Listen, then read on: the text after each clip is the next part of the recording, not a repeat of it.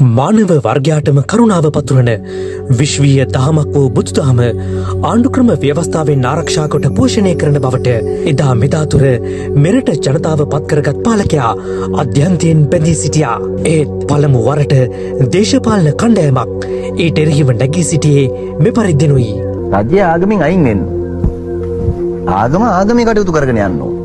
ඒක රජයේ කටයුත්තක් නෙමෙයි ආගම පවත්වාගෙන යන්නේ. නිර්මල බුදුදහම අපට දායාද වී වසර 2332ක් ගෙවුණු තැන නිරාමික රාජ්‍ය සංකල්පයක් කරපින්නාගෙන ධර්මයෙන් තොර සමාජයක් ගොඩනැගීමට කැසකවන මේ පිරිස අතර සිටින මන්ත්‍රී හරිනි අමරසූරිය විසින් නව ආණ්ඩුක්‍රම ව්‍යවස්ථාවක් සඳහා මහජන අදහස් ඉදිරිපත් කිරීමේ කමිටු වාර්තාව සඳහා ඉදිරිපත් කර තිබූ නිර්දේශයයි මේ.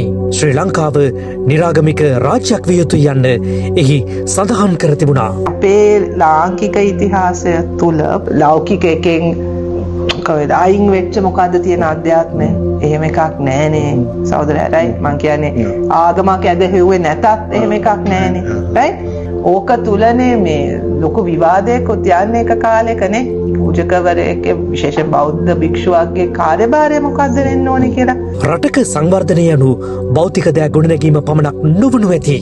රටක සියලු ආගම්වලින් ලැබෙන ආධ්‍යාත්මික චින්තනය සාරධර්ම පිරි සමාජයක් බිහි කරන්නට පදනම සකසනු ඇති. එහෙත් මහින්දාගමනයත් සමග අපේ මාතෘ භූමියට ලැබුණු ඒ ආගමික සංකල්ප ප්‍රසිද්ධියේ මොවුන් විවේචනය කළා. බෝධිය කියන්නේ අතරම මම දකින ආකාරයෙන් හාමුදුරුවෝ මේ පන්සලේ කියා දෙන්නේ නැහැ. බෝගහ කියන්නේ කිසිම වැඩක් නැති ගහ. බෝගහ කියන්නේ කිසිම වැඩක් නැති ගහ. අර පන්සලට අර පිළිමෙට වඳින්න. ඒවා ග්‍රාම්‍යයි, ඒවා ගෝත්‍රිකයි. මම ඉස්කෝලේ යන කාලේ නම් සමාජයේ කියන විදිහට ජෙප්පෙක් අපේ ගමේ අම්මලා තාත්තලා හිතනවා මේගොල්ලෝ අර මල් වට්ටි අරගෙන පන්සල් යන්න ඕනේ නේද? පිරිත් නූල් කොබන් පිරිත් නූල්ෙන් තියෙනවා. මන් දකින නියම බෞද්ධයෝ තමයි මේ ඉන්නේ. දැන් හාමුදුරුවෝ බණ කියන හින්දා හාමුදුරුවෝ අනුශාසනා කරන හින්දා අපි පන්සලත් හදලා දෙනවා, දානෙජ්ජ නිහිලා දෙනවා, සිවුරක් පූජා කරනවා, හාමුදුරන්ට තව පිරිකරක් දෙනවා. අපි ආගමක් නෙමෙයි. හැබැයි අපිත් ඒ වගේ සේවයක් කරනවා. මෙලෙස බෞද්ධ සංකල්පත් ඒ සංකල්ප සුරකිමින් හික්මුණු සමාජයක් ගොඩනගෙන මහා සංගරුවනටත් මේ සිදු කරන අපහාසු පහස මේ රටේ සිල්වත් මිනිසුන් කිසි දිනක අනුමත කරන්නේ නැහැ.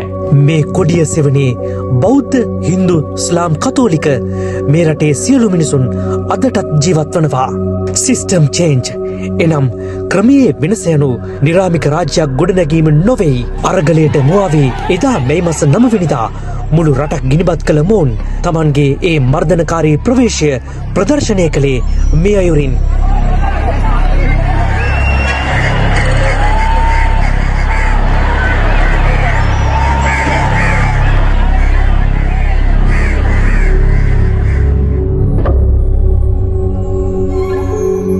මාක්ස්වාදී අන්තවාදීන් පිරිසක් වූ මොවුන් කලක් තිස්සේ අප රටේ දරුවන්ගේ තරුණ පරපුරේ ඔලු සේදුවේ හරිම අමුතු විදිහට.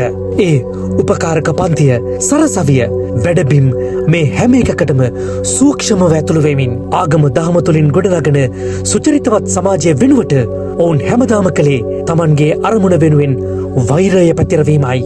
ඔය දළදාව කියන අපි බය නැහැ. එදා 1987 වසරේ දෙසැම්බර් මාස ශ්‍රී දළදා වහන්සේ උදෙසා පවත්වපු රජ පෙරහැරට ජනතා විමුක්ති පෙරමුණ බෝම්බ ප්‍රහාරයක් එල්ල කළේ අහිංසක මිනිස් ජීවිත කිහිපයක් බිලිගනිමින්.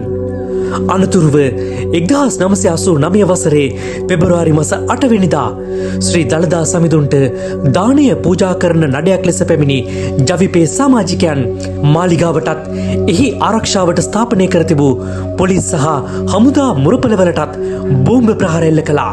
ඉන් නොනැවතුණු මේ පිරිස 1989 වසරේ ඇසළ පෙරහැර මංගල්‍ය පැවැත්වීම තහනම් කළා.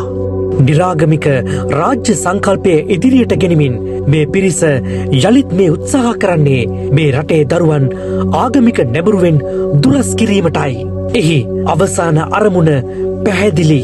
එදා ශ්‍රී දළදා මාලිගාවට පහර දෙමින් භික්ෂුන් වහන්සේලා ඝාතනය කරමින් මේ රට තුළ බෞද්ධ පදනම වෙනස් කිරීමට කැසකැවූ මේ පිරිස තවත් වටයකින් මේ සැරසෙන්නේ නිරාගමික රාජ්‍යන නාමය තුළ සැඟවී මේ මාතෘභූමියේ දරු පරපුර ලවාම සමාජ ක්‍රමය විකෘති කිරීමකටයි.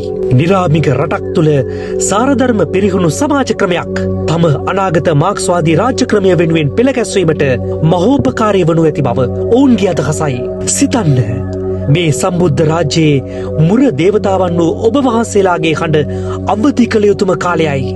දේශපාලනය නොව ශ්‍රී ලංකාද්වීපයේ බෞද්ධ සංස්කෘතිය තුළ ගොඩනැගුණු ඒ සමාජීය පදනම සිඳ දමන්නට අපි ඉඩ තැබිය යුතුද? නිරාගමික රාජ්‍යයක් බිහි කරන්නට අපි ඔවුනට ඉඩ දිය යුතුද? මේ ඔබ වහන්සේලා අවදි විය යුතු කාලයයි.